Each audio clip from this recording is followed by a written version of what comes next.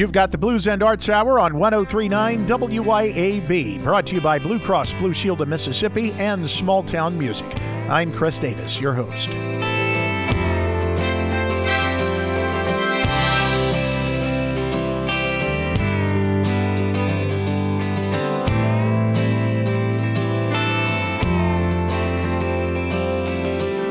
The Bible says that the Lord is coming back. He's gonna get his children and take them out of the fights. I just can't wait, I fantasized of how that day might go when I hear that trumpet blow. When Jesus steps out on the clouds, when the trumpet blows, I'm going home, gonna see my Savior. Have you ever dreamed of being in a family band? Some people actually get to do that. Maybe you're thinking of the Von Trapp family singers from The Sound of Music. They were a real-life family band, but there are a few right here in Mississippi, too. One of those is in and is from Louisville, the Murphys. Not only are father and daughter Jay and Abigail singers, they are also songwriters and also minister with their music. They've recorded a couple of albums, and today Jay Murphy talks about their life in music and their music ministry. So the band is called the Murphys, and two of the people in it are Murphys, Jay Murphy. Tell me a little bit about how this band got started, just a little bit about the foundations. Where did the band come from? Well, actually, Mark Anderton, he's the keyboard player. He and I started playing together right after college years ago. And, of course, Abigail's my daughter, and she's 19 now, so she wasn't anywhere around back then. But Mark and I played together on and off for years. And I don't know, about 2016, we were not really playing together at the time, and I got invited to do a tent revival, to do music for that. And so I called Mark up and I said, "Hey man," I said, "I need some help." So he joined right in, and we played that, and we're like, "Man, we need to be writing some stuff." And I had already written a couple things, and he just fell right in on it and helped me work some stuff out. And it's kind of how he and I got back together. And of course, around the same time, Abigail was starting to sing with me. She was about 10, and she wrote her first song when she was 10, actually. And so just right around 2016, 2017, it just kind of all came together where we were, writing some stuff. And a good friend of mine, of course, he wasn't at the time, because I didn't know him, but a fellow that had surrendered the ministry under my father-in-law here in Mississippi, but he's in Indiana now, a guy by the name of Morris Mott. He heard some of our stuff. My wife had posted to Facebook, and it was just some demos that we had put together. It wasn't anything great by any means. He said, "Man, you got to get that recorded." And I'm like, "I can't afford to do that." And he said, "Yeah, you can." So he got us connected to Chris Golden. And so we went and recorded. And next thing I know, he says, "Man, you need to get that on the radio." And I said, "Man, I can't afford to do that." And he said, "Yes, you can." So the next thing you know, we've got some stuff on the radio. So it's just, the Lord's just opened up doors for us. And that was around 2020 is when we recorded with Chris. So I think when people hear 2020, they think automatically COVID. Did COVID put the kibosh on the recording for a while, or did you guys just keep going right on through? It's funny that you asked that, because, and you're right, 2020 is definitely not the most popular year for most people, but we recorded in February, and so that was right before all the shutdowns began. So, no, it didn't stop the recording, but it did kind of keep us from, going around and singing very much. One thing you mentioned is that your daughter started writing songs when she was 10. How does a 10-year-old, what kind of material does a 10-year-old come up with?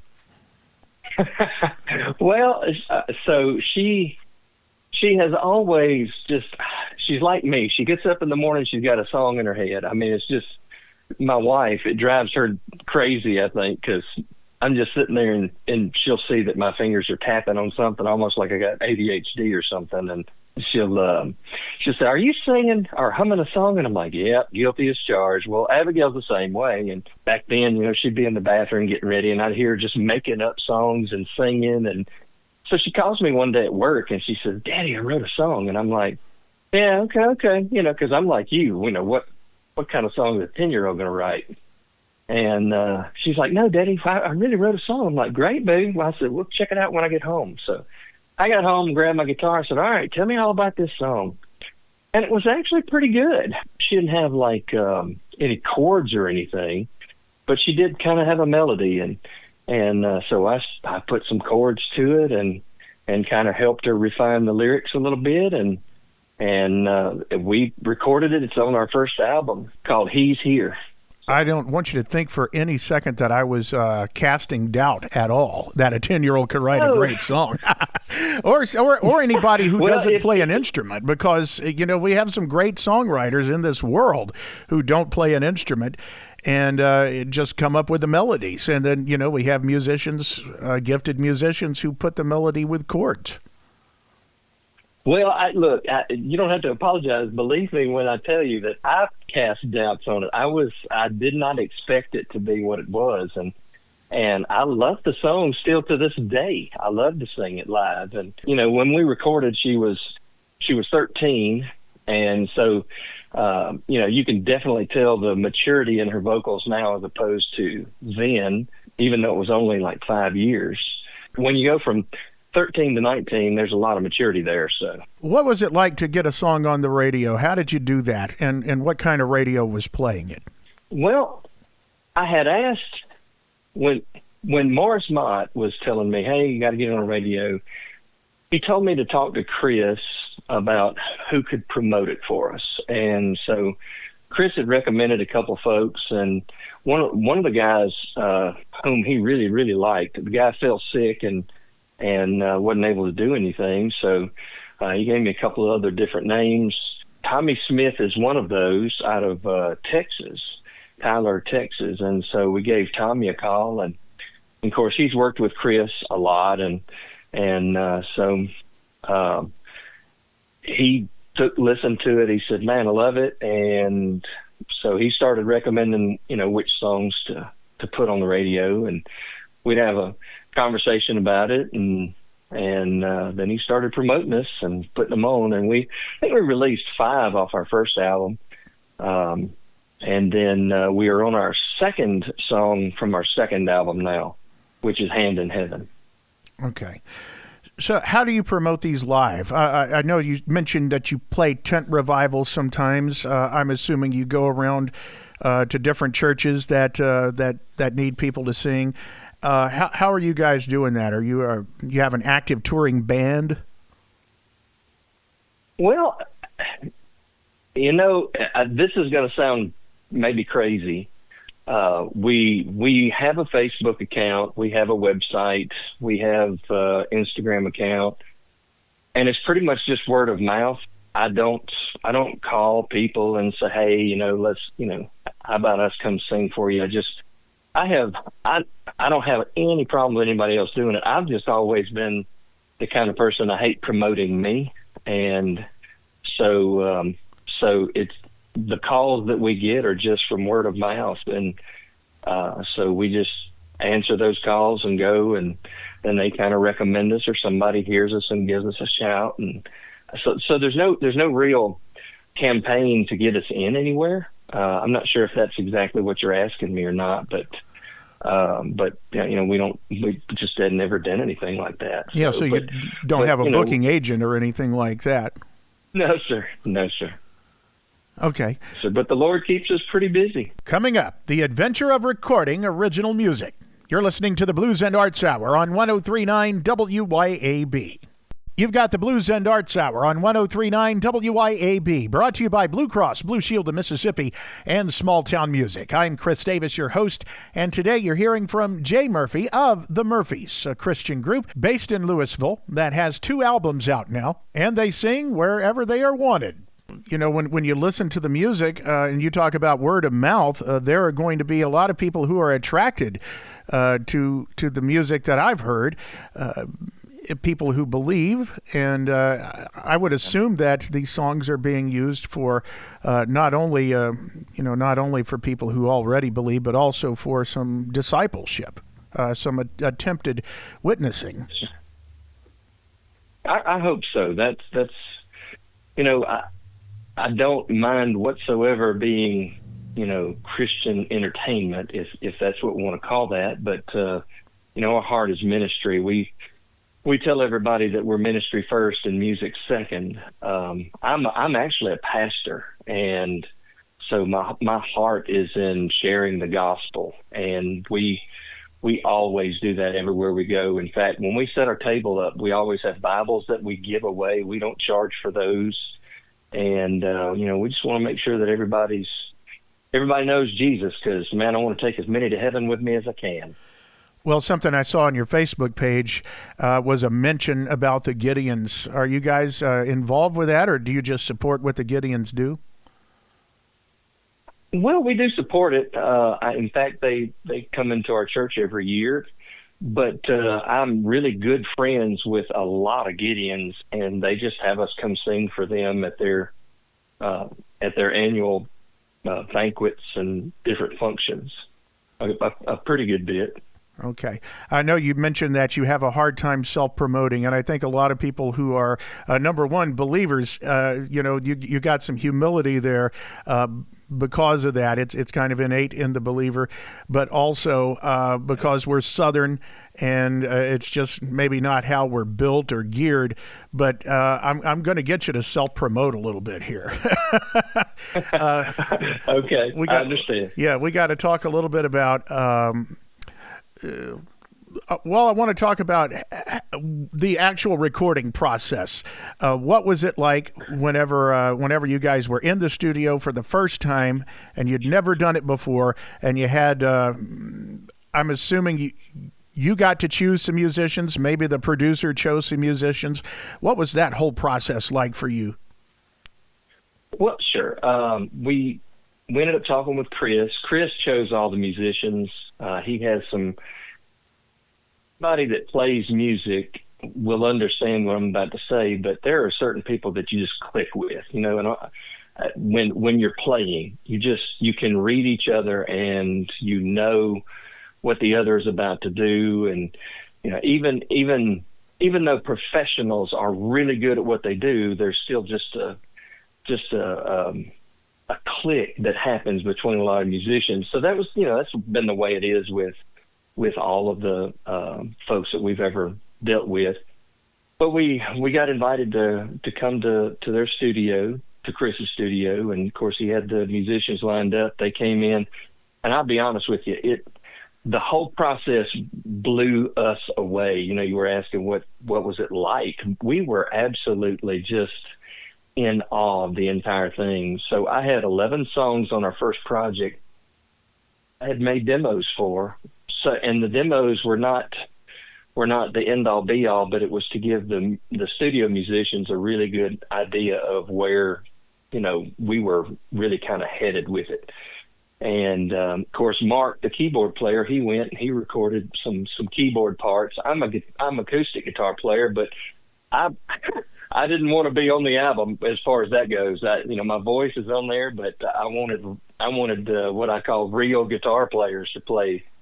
And so I'm not musically on there, but our vocals are, and Mark's on there.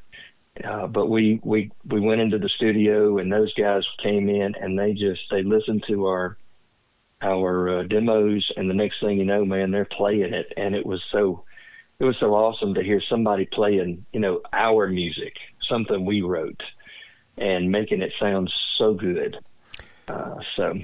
It was pretty awesome. You said before that when you first talked to this producer, you said, we can't afford that. How did that end up being paid for? Because that's not a cheap process. It's not.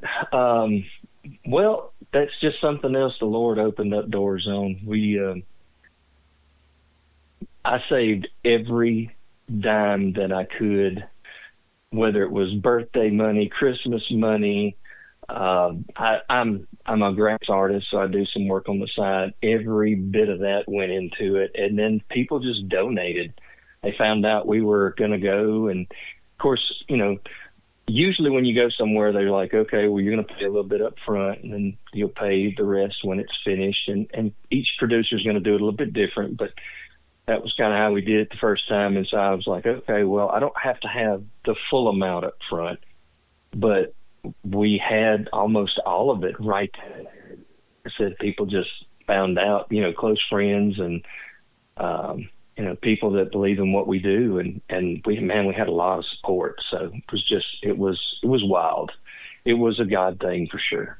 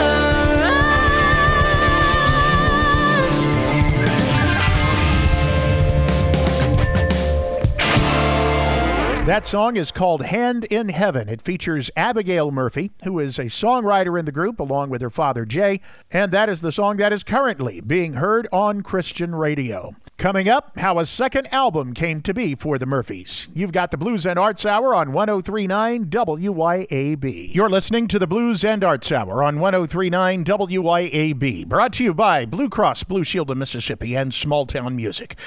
Jay Murphy is the principal songwriter of the group The Murphys. Today he talks about their adventures in Christian music, their use of that in ministry, and their having cut 2 albums and getting songs on Christian radio. So you got 1 album done, you got songs on the radio, you found some success there. What motivated you and the group to record a second album, and how did that get done?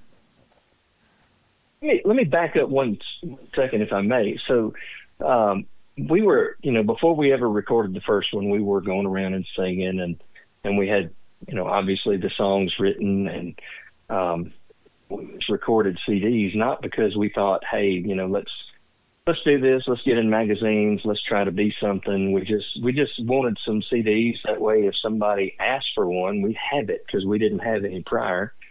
And then we said, okay, well, if we do put something on radio, that kind of expands our ministry to where, others are being reached by the message in the song. And that's still the way that it is. We're not trying to be the next big star or anything like that. We just want to serve Jesus. And so after we did the first album, we started, just coming up with more ideas for songs, and just seemed like the Lord was, giving them to us. I try not to credit myself with writing them, even though, got to put somebody's name down there. But I feel like the Lord's given us all these songs, and I feel like the messaging was a little stronger on the second album. I really kind of wanted to ensure that was true, and we wanted to incorporate some different things musically, like have orchestration on this one, and we're really pleased with all that. And so that just seemed like the Lord again opened up doors. We ended up recording with a different guy this time. Chris was all tied up, we couldn't get with him, and we ended up recording with a guy named Matt Butler out of Murfreesboro, Tennessee, and so we went to his studio, and man, he brought in musicians, and again, the process was just as awe-inspiring as the first. My daughter Abigail, she's sitting there looking at me, and I'm sitting there, just my leg is kind of shaking. I got this smile from ear to ear, if not beyond, and she says, "You are just like a kid in a candy store." And I'm like, "Yeah, I am." So. Yeah, I think everybody who's recorded anywhere near Nashville, when you get the caliber of musicians there who can come in there, maybe not even hear the whole demo, but they know exactly what you're going for, or they seem to, and just lay it right down. I want to switch a little bit here. I think one of the criticisms that a lot of Christian music gets nowadays is that maybe some Christian musicians are copying rock, mainstream pop, and just inserting some vague Christian lyrics into the music and into the chord progression. But that's not what I'm hearing here. It maybe has some rock flavor to it, or a little bit of country flavor to it, but it seems like the music really fits the lyrics. And I will say that messaging is number one. If I want to be critical of anyone else, but I will be very critical of myself, and I want to make sure that what we're singing is not just a fun song, that it's not just something that sounds good, but something that has some real substance behind it, that when somebody's listening to it, it'll be something the Lord can use to speak to that person. Otherwise, we don't have any business doing it. That's kind of personally the way I feel about it. I want to make sure that the message of Christ comes through with every single song. Now you'll get a sample of some of that musicianship that he's been talking about, coming from those musicians that recorded with him in the studio. The new album that was released finally last year is called Run, and this is the title song. You can find this on YouTube, by the way, by looking up the Murphy's Music USA.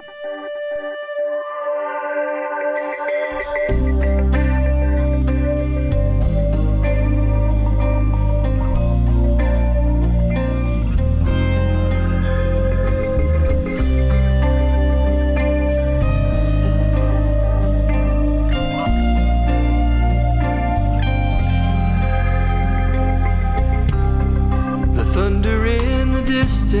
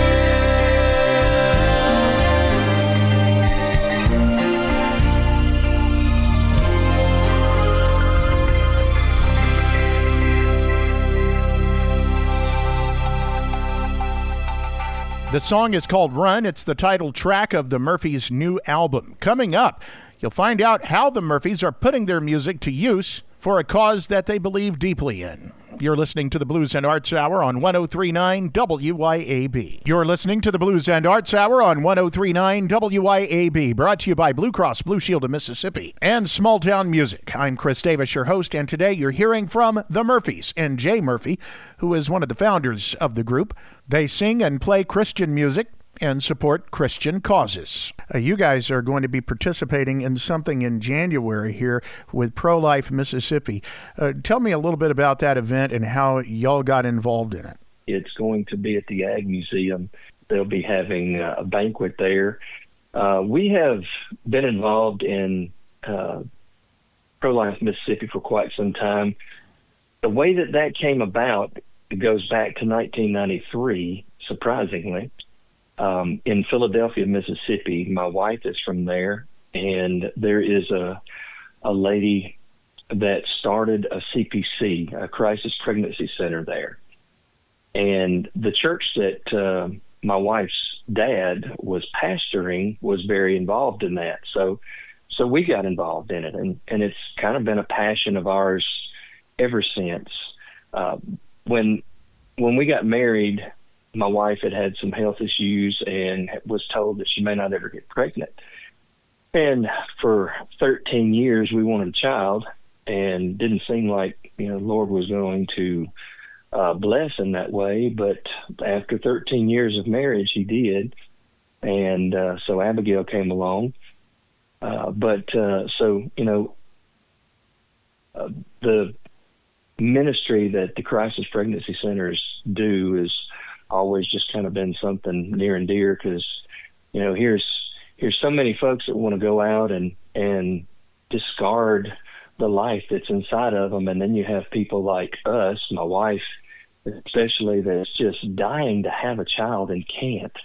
And then like I said, the Lord did bless that way, but for a lot of folks it's just not the case. And so my mom I ended up putting her name in at some point back in the early 2000s. She started working there at the Crisis Pregnancy Center, and in 2017 she passed, and my wife stepped in and started kind of helping out a little bit here and there at the Crisis Pregnancy Center, because she'd been up there so much with my mom. She kind of knew some of the workings of the place.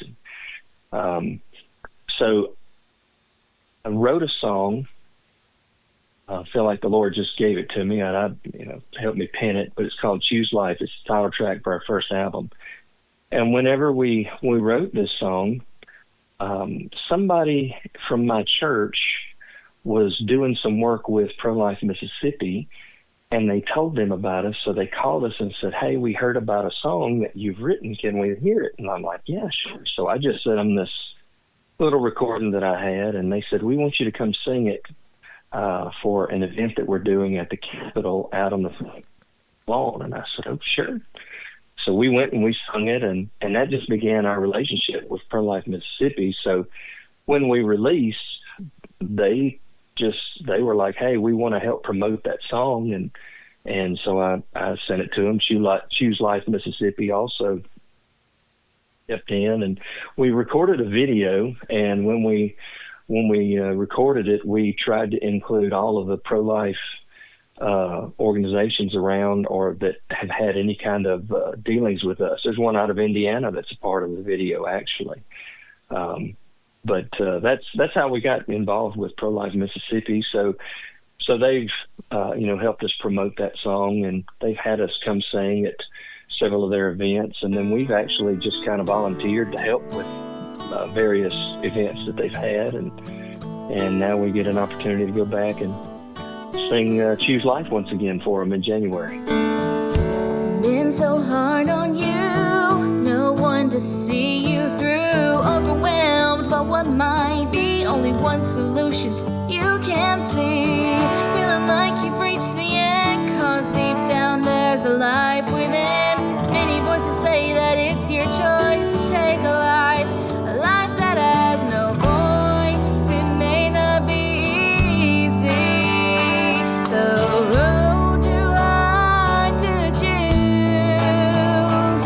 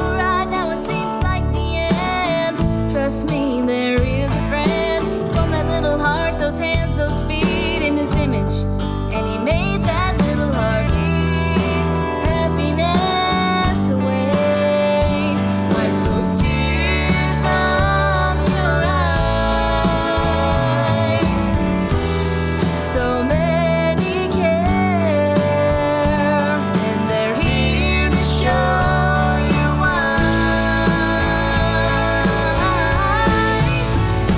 Choose life, choose hope.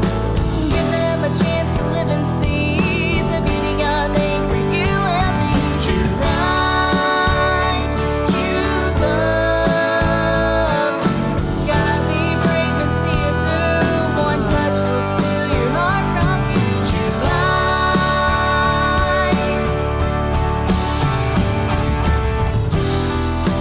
Life's on the line. All of heaven's rooting for you. You're not out of time. Jesus will see you through. Choose life, choose hope. Give them a chance to live and see the beauty God made for you and me. Choose right, choose love. You gotta be brave and see it through. One touch will steal your heart from you. Choose life, Choose hope. choose love, Choose right. Choose love. choose right, choose hope. Give them a chance to live and see the beauty God made for you and me. Choose right, choose love. You gotta be brave and see it through. With one touch, they'll steal your heart from you. How can people find your music and, just take a look at what you guys do? They can look us up on our website, which is themurphysmusicusa.com. Funny story, real quick. Whenever we went to name our group, we were just we had recorded, but they hadn't mastered the tracks yet. And all of a sudden, Chris calls me and he says, "Hey, I got to have the name of the group. I got to have the name of the songs and all that stuff in the next, a couple of hours." And so, man, we brainstormed, and wonderful creativity. The Murphys was the best we could come up with. But I got on Google and I looked, and Google's supposed to know everything, but kind of failed me that night. I was looking and I was like, okay, there's no other groups called the Murphys. Well, it turns out there are. So the Murphys Music USA kind of singles us out. But they can go there to our website and look us up. We have a Facebook page, which is the Murphys Music, and they can check us out on Instagram under the Murphys Music. So they can find our music anywhere where it streams, Amazon, Apple Music, of course YouTube, Spotify, all the different outlets. So. And there's contact information there if anybody ever wants to get a hold to us. So. The Blues and Arts Hour every Friday morning at 9, brought to you by Blue Cross Blue Shield of Mississippi and Small Town Music. Catch us next week right here on 103.9 WYAB.